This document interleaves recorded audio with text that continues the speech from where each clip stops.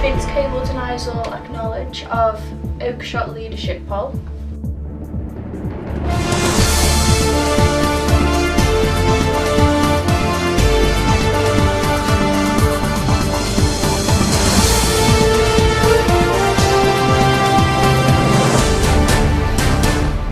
This is the GAP News with Bethany Davies. Business Secretary Vince Cable said he has absolutely no knowledge of the leadership conducted Lord Oakeshott, though he conceded he was aware of other polls the Liberal Democrat peer was conducting in the run into the next year's general election, also this lunchtime.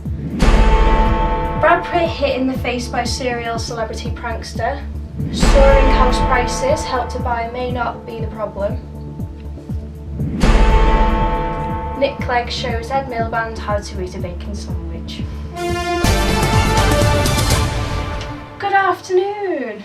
Business Secretary Vince Cable said he has absolutely no knowledge of the leadership poll conducted Lord Oakeshott, though he conceded he was aware of the other polls the Liberal Democrat peer was conducting in the run-up to the next year's general election.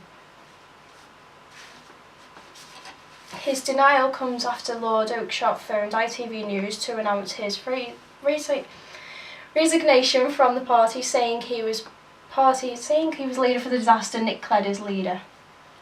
In his resignation letter, Oakeshott, he said, Dr Cable had seen the polling data that suggested Clegg would lose his seat as MP in next year's election several weeks ago.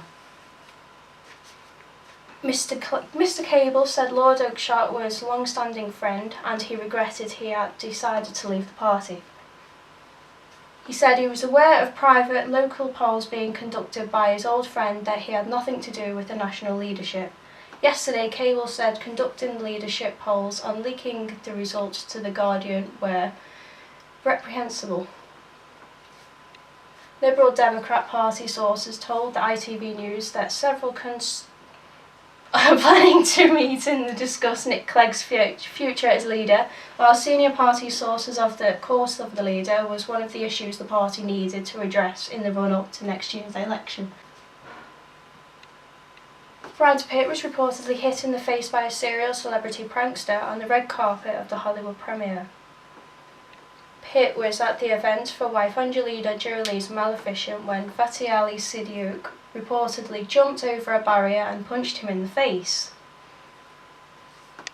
Security staff quickly swept in and restrained Siddique, who was then arrested by local police and in charge of misdemeanor battery.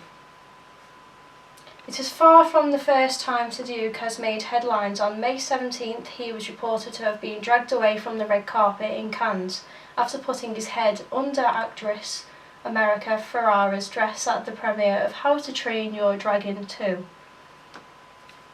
He was also arrested after taking to the stage at the 2013 Grammys just before singer Adele received an award. He also hit the headlines back in 2012 when he tried to kiss Will Smith at the Moscow premiere of Men in Black 3, much to the former Fresh Prince's annoyance. Targeted small-scale essentially Benyon, that is, crudely put, the Governor of the Bank of England's assessment of the government's help to the buy scheme. House prices may be rising too fast for comfort, but it is not clear that Help to Buy is the rocket fuel that's powering them. The latest set of the figures do much to reinforce Mark Carney's view. As of end of April, 27,000 people have bought a home using Help to Buy, the vast majority, 85%, are first-time buyers. Help to Buy accounts for fewer than 3% of all transactions in the last 13 months, although it's up to 1%. The average home is relatively inexpensive, $190,000 versus UK average of $252,000, and the scheme is most popular in Leeds, Milton Keynes, Peterborough, parts of the country where you'd be hard pressured to argue house prices have exploded. Help to Buy was designed to help people who have only a small deposit to get the property ladder. Home builders love it.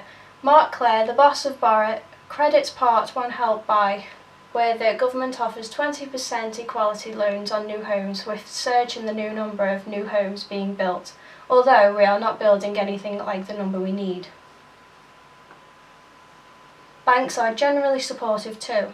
Most have embraced the scheme, and they point out every care is taken to ensure that the borrowers don't overstretch themselves. No interest, not only mortgages are available, buy-to-let borrowers are sent packing. But for all its stated good intentions, a scheme which apparently has economic benefits has provided very unpopular with many economists. Part 2 of the scheme, in which £12 billion of taxpayers' money is being used to back £130 billion of mortgage lending on all properties sold for up to £600,000, is seen by some's help that the housing market could be do without. A year ago, the IMF, the OBR and the Treasury Select Committee all expressed concern about the potential risks of Help to Buy. Most colourfully, Albert Edwards, who is in charge of the global strategy in Society General, is called Market policy that stands head and shoulders above most of the stupid economic policies I have seen implemented during my 30 years in this business. Although he has gone rather quiet ever since, the complaint is that the second part of the scheme is, in a sense, self-defeating, that the subsiding mortgages help to buy simple raises demanding for an already inadequate stock of housing. The logical outcome is that the prices rise in the way that the benefits homeowners but not purchasers, who the scheme is designed to help. Today's figures will shape the debate but won't end it, and it's likely to become increasingly political. The majority of the people in Britain own the home they live in. Many are probably starting to feel the thrill of feeling better off, on paper at least. Some in government may be privately very relaxed about a boom in house prices that continues into the general election, but if the Bank of England's opinion does shift in the next 12 months, if it is where that come to view that the Chancellor's policy was pushing house prices into the bubble and needed to be resigned in, then in the government might find themselves in a rather tricky position. And finally, Nick Clegg ate a bacon sandwich live on air, saying that it was unfair to criticise Labour leader Ed Miliband for being caught doing the same in an unflattering photograph last week. At the end of LBC radio call, Clegg programme host Nick Ferrari jokingly offered the Deputy Prime Minister the sandwich, who took a bite. Clegg defended the leader of the opposition, saying, "I don't think anyone looks very elegant eating a bacon sandwich, although I thought it was a bit unfair on Ed Miliband."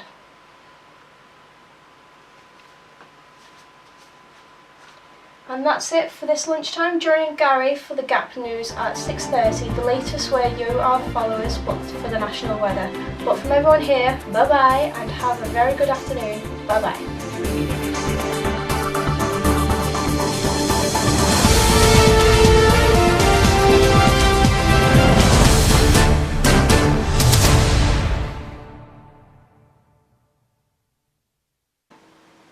Hello, good afternoon. We have seen spells of long periods of rain over much of Wednesday. This is now turning showery and has still moving in from the North Sea from the near continent, but it will continue to degrade before going a little heavier overnight tonight and then moving away swiftly.